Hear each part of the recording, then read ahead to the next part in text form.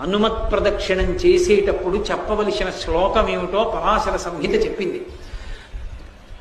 ఆయన దగ్గరికి వెళ్ళినప్పుడు ఆంజనేయం మహావీరం బ్రహ్మ విష్ణు శివాత్మకం తరుణార్క ప్రభం శాంతం ఆంజనేయం నమామ్యహం అంటూ తిరగాలి పరమ మౌనంతో.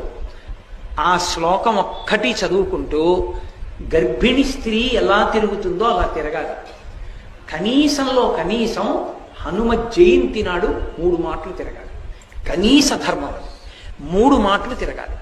3 మాటలు తిరిగేటప్పుడు ప్రతిసారి తిరిగి వచ్చి ఒక చోట ఆగి శ్లోకం చెప్పి మళ్ళీ తిరగాలి ప్రదక్షిణంగా. అలా 3 మాటలు తిరిగితే, అందుకే నేను మీతో పరమ సత్యం చెప్తున్నానని జ్ఞాపకం పెట్టుకోండి. ఎంత ఉద్వేగభరితమైన పరిస్థితుల్లో, ఎంత కష్టంలో ఉండనివ్వండి, హనుమత్ ప్రదక్షిణాలు చేస్తే మనస్సుకి శాంతి